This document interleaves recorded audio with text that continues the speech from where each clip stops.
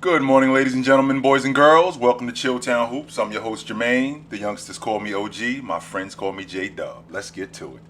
So we already covered the Eastern Conference. We saw what moves need to be. You heard what moves need to be made. The teams at the top of the Eastern Conference don't really have to retool as much as one might think, because they had a lot of injuries. So, and I've already mentioned that I'm not going to hold that against Milwaukee because they took advantage of a great opportunity. And there's no reason to look sideways at them because they did that. So, with that being said, we'll move to the Western Conference and we'll start at the top with the Utah Jazz. Well, they got 11 players under contract. Now, I looked at that Jazz team, and with them losing to the Clippers in the semis, the problem that we having with the Utah Jazz is they don't have any scoring in the post. Rudy is not that kind of guy. Rudy is a defender, and he's a rim runner. That's who Rudy is. He's a defender, he's a rim runner, and he's a guy who catches lobs. He averages 13 a game for his career. 14 a game for his career, 13 in the playoffs. So Rudy's not a guy that you're going to for buckets.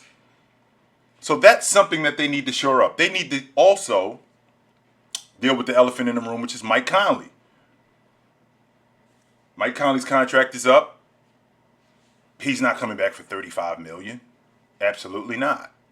I mean, the Utah Jazz already have two guys that are maxed out, which is Rudy and Mitchell. So you already have your perimeter scoring in Clarkson, Mitchell, and Ingles. You got your wing defender in Royce O'Neal. And you also have your perimeter scoring in Bogdanovich. Because there's your long ball shooter as well. I don't think Utah's that far away. But they definitely have to shore up that low post scoring. Definitely. Phoenix, they got a number of holes. And the reason why they got a number of holes is because they got a lot of young guys who they may lose in free agency. Cameron Payne is a free agent. Torrey Craig is a free agent. He's a lockdown wing defender. Ayton, he's up for an extension after next season.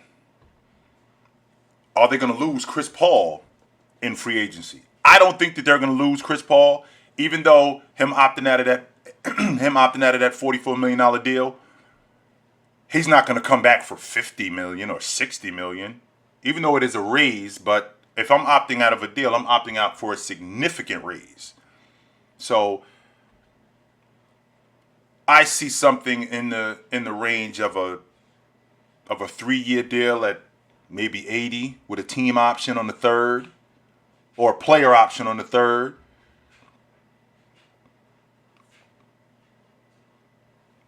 Torrey Craig, who is a solid defender for them, and Cameron Payne, who is also a solid defender and a spark off their bench. They got to deal with these things if they're going to come back next year and be competitive. Book is under contract for the next 3 seasons. He's under contract till 24, so he's not going anywhere. Cam Johnson is still on his rookie deal. Bridges is still on his rookie deal. So the question is what do they need to do to shore up the rest of that unit? Because they may very well lose some of these guys in free agency. They do need some toughness. And, Jay Crowder is still in the contract. But they're missing some more toughness, I think. And that comes with Ayton. I believe that Ayton needs to get tougher. If he can get tougher, I think that gives them a bigger edge if he can get tougher. Denver's a little trickier because Denver wasn't that far away. I mean, if Murray was healthy, I don't know if we're talking about Phoenix in the NBA Finals. I can't say that with 100% certainty that we're talking about Phoenix. And Murray's under contract until 25. His deal just kicked in this season. So he's under contract for another 4 more years. Joker's under contract.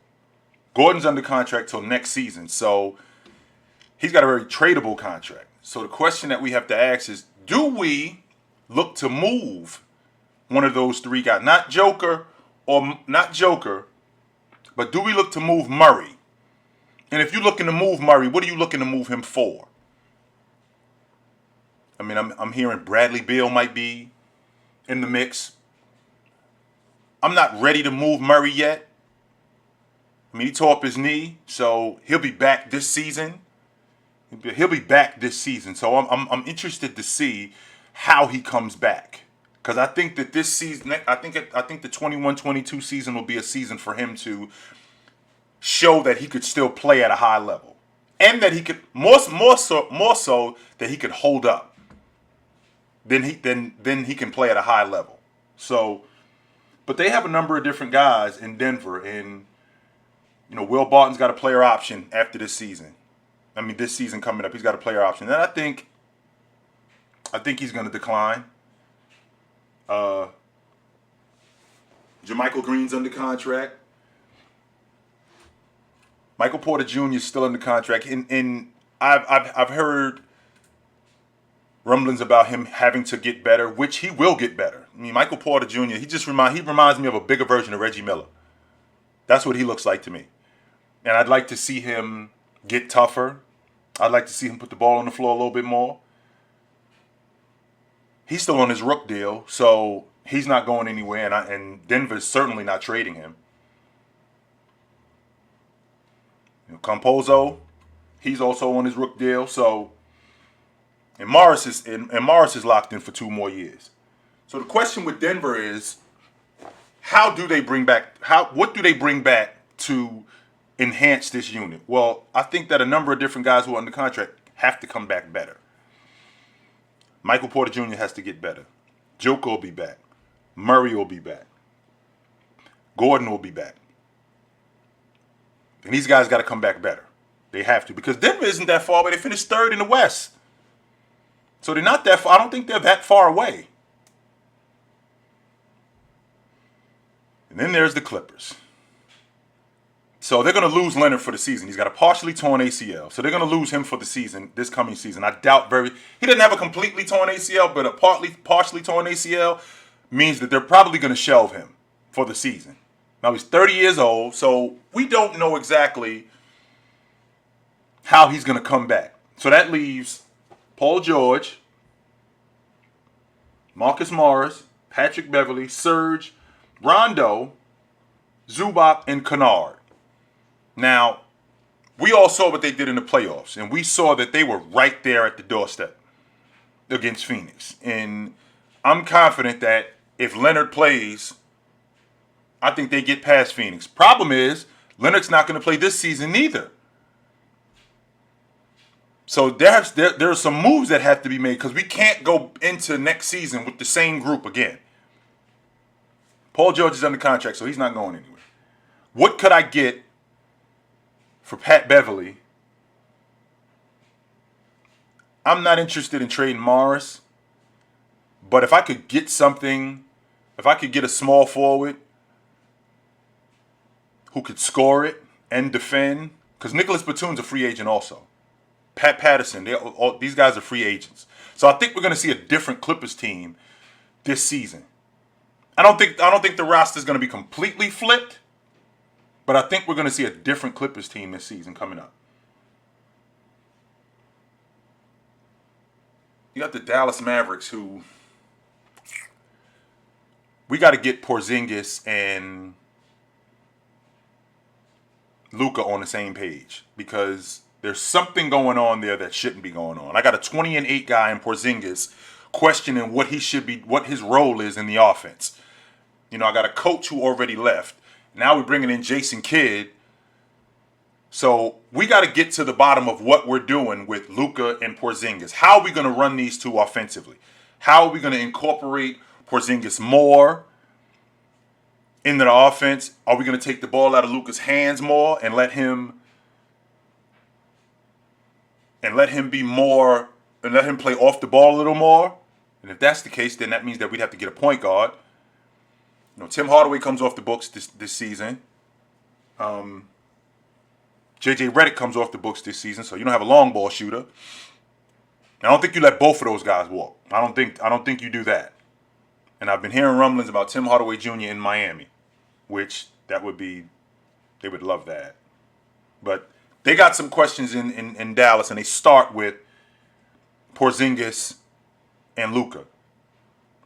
And then there's the Trailblazers, who I've mentioned this in the past. That team peaked in 19. And this is the same unit from 19, essentially. So what are we going to do with CJ? Because we can't bring this group back. We can't. Because they've gone the other way. In 20, first round exit. In 21, first round exit. So we can't bring this group back. So what's the plan going forward with this group? You know, Nurkic has a very tradable contract at $12 million.